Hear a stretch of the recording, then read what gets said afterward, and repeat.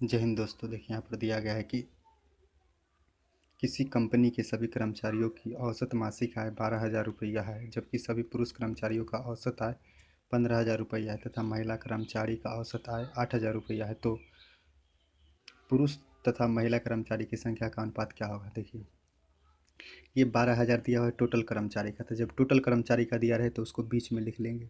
अब देखिए दोस्तों, यहाँ पर एक दो तीन गो जीरो है, यहाँ भी तीन गो जीरो है, यहाँ भी तीन गो जीरो, इसलिए हम जीरो को ख़त्म कर देंगे।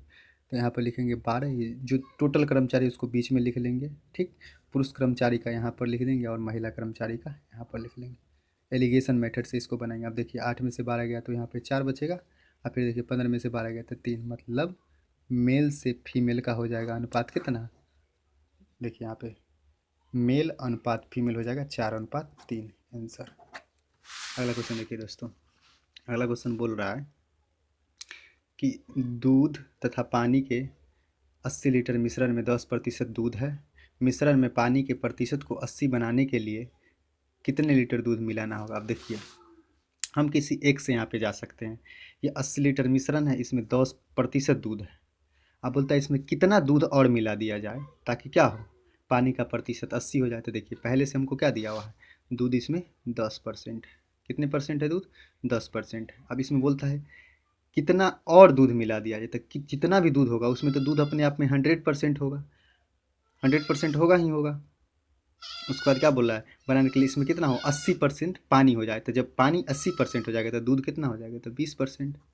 अब देखिए ये जाएगा तो यहाँ पे 80 हो जाएगा, इसमें घटाएंगे तो 10 हो जाएगा, जीरो से जीरो खत्म, 8:1। अब हमको बोल रहा है कि इसमें कितना मिलाना होगा।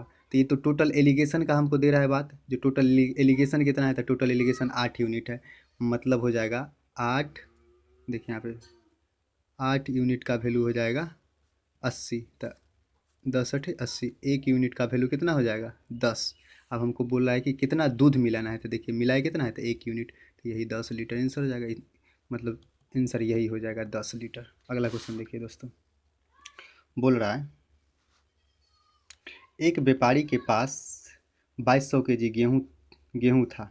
उसने कुछ हिस्सा 23% लाभ पर और बाकी हिस्सा 33% लाभ पर बेच दिया। इस प्रकार उसे कुल मिलाकर 27% का लाभ हुआ। तो उसे 33% लाभ पर कितना गेहूँ बेचा है। देखिए बोल रहा है क्या, ये टोटल गेहूँ कितना केजी है वो दे रखा है। अब इस तरफ बेचा है 23% लाभ पर, उसके बाद इसको फिर बेचा है 33% लाभ पर। ओवरऑल कितना लाभ हुआ है, तो 27%, मतलब टोटल लाभ कितना है 27। फिर एलिगेशन मेथड से बनाएंगे।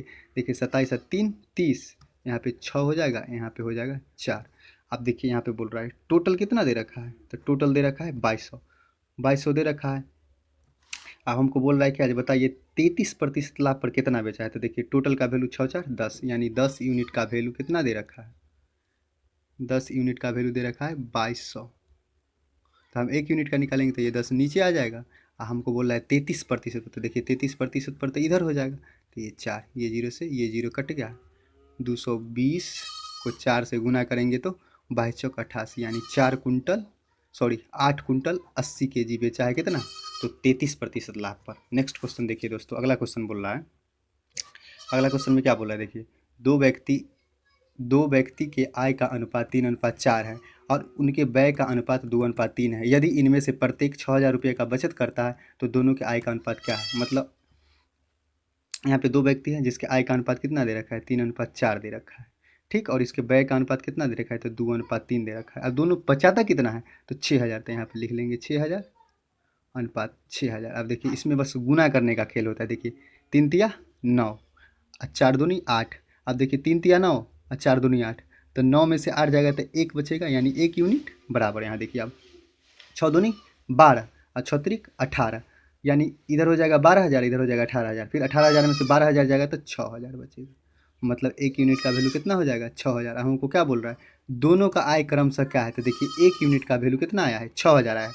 पहला का अनुपात में कितना है, तो 3 यूनिट, तो 3 यूनिट का वैल्यू 18,000 हो जाएगा। मतलब पहला कितना कमाते हैं, तो 18,000, और दूसरा कितना कमाते हैं, तो 4 × 6,000, यानी ये 24,000 कमाता है।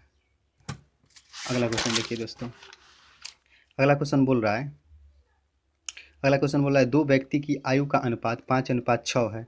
2 वर्ष बाद उनके आयु का अनुपात 7:8 हो जाता है। तो प्रत्येक की वर्तमान आयु क्या है। आप गौर से देखिए दोस्तों, यहाँ भी बस एलिगेशन मैटर से चलेंगे, एक बार में तुरंत सॉल्व हो जाएगा। 5:6 दिया हुआ है, फिर 7:8 दिया है, लेकिन कितने वर्ष के बाद, तो 2 वर्ष के बाद। यहाँ पर भी उसी तरह से करेंगे, 2 यहाँ भी लिखेंगे और 2 यहाँ भी लिखेंगे। देखिए 7 8 पंचे 40 और 7 छक 42। अब 42 में से 40 जाएगा तो 2 यूनिट, मतलब 2 यूनिट का अंतर हो जाएगा। आप देखिए 7 दूनी 14, 8 दूनी 16, 7 दूनी 14, 8 दूनी 16, 14 में से मतलब 16 में से 14 जाएगा तो 2, मतलब 2 यूनिट का वैल्यू 2 है, तो 1 यूनिट का वैल्यू 1 हो जाएगा। अब हमको क्या बोल रहा है, तो प्रत्येक की वर्तमान आयु क्या है, तो देखिए 1 यूनिट का वैल्यू 1 है ना, तो यहाँ 5 में रख देंगे, तो ये 5 साल का एगो हो जाएगा, एगो 6 वर्ष का हो जाएगा आंसर।